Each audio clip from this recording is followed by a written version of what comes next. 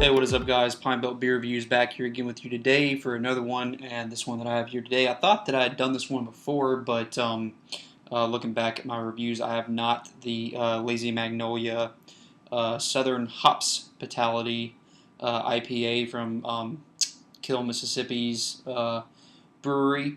It is just a regular IPA. The actual commercial description on the the Lazy Magnolia website is 6% ABV, whereas some are saying 5.5, so it's around that range. 60 IBUs.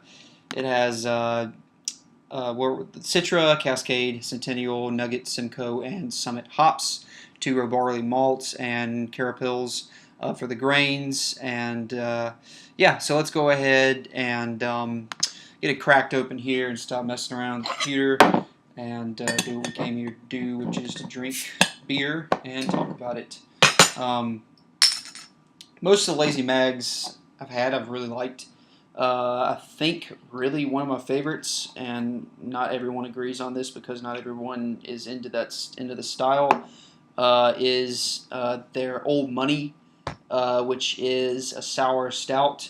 I didn't expect to like it when I first tried it, but that's probably the Lazy Magnolia beer, ale, what have you, that has stood out to me the most. I can go on about others, but I mean, most of their stuff is really solid, and I believe that this IPA is really one of the first craft IPAs I really had, being that living in Mississippi.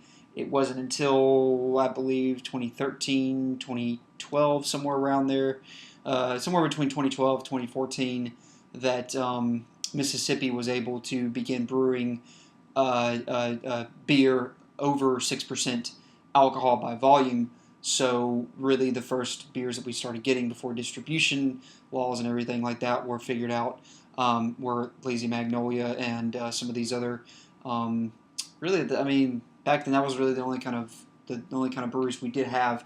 So this was one of the first craft IPAs I actually got to try. So with that, it gets a typical IPA color. You can kind of see it there.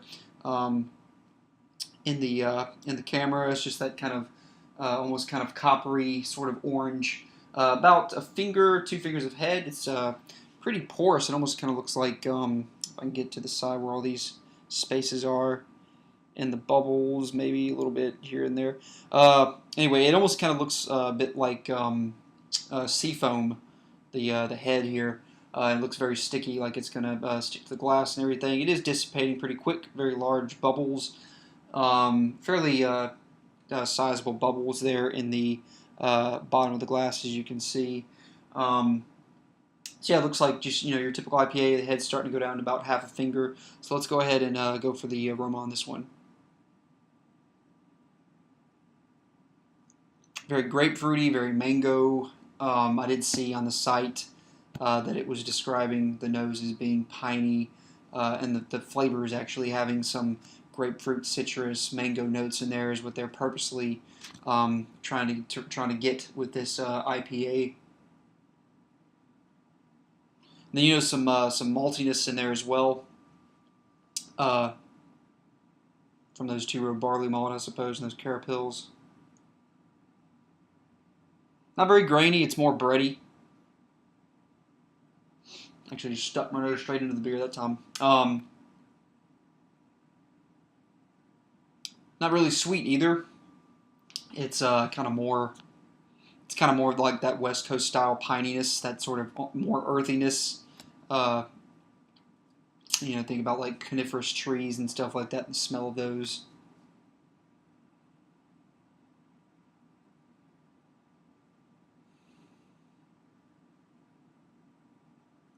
Yeah, now the aroma's starting to die down as the head has died down. So let's go ahead and go for the flavor on this one.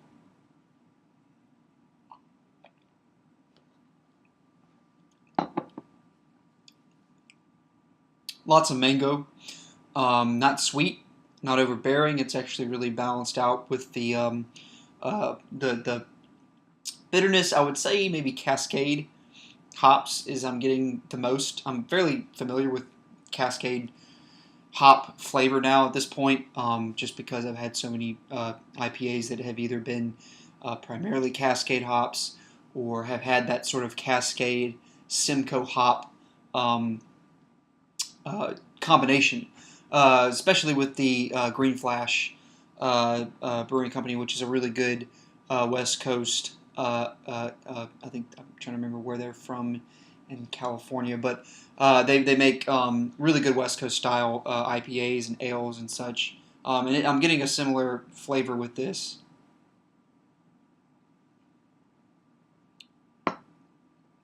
Very juicy, actually, flavor to this. It's just got sort of a. I'm getting a little grapefruit rind there too. It's got sort of just just biting into some sort of juicy fruit kind of thing, either like biting into a grapefruit or an orange. Just that kind of burst of juiciness on the flavor, like across the palate and everything.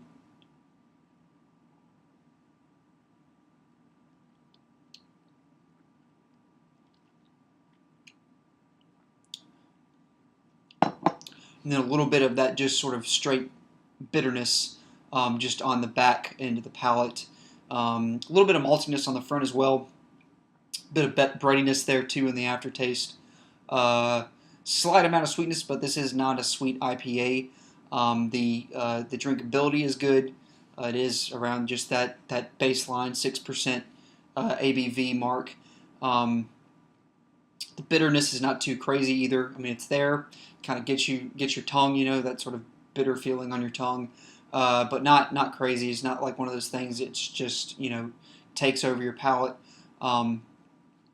Mouthfeel is kind of more medium bodied, I'd say. Yeah, medium bodied. Not crazy carbonated. It's carbonation there. It's really refreshing on the palate overall. It's really refreshing as an IPA. I don't know if I could drink more than two or three of these, three tops. Also considering that this isn't some Bud Light type of beer or something like that where you can have three and be fine. But it's just got a good overall refreshing quality to it. At the same time, remaining good and hoppy, especially for people that do love hops, like hop heads that just really love those big hop bombs. I'm one of them. I really like that sort of just experience that it offers more than just enjoying just a beer or just enjoying an IPA. It's just that whole overwhelming sense of overwhelming sort of experience for the senses there.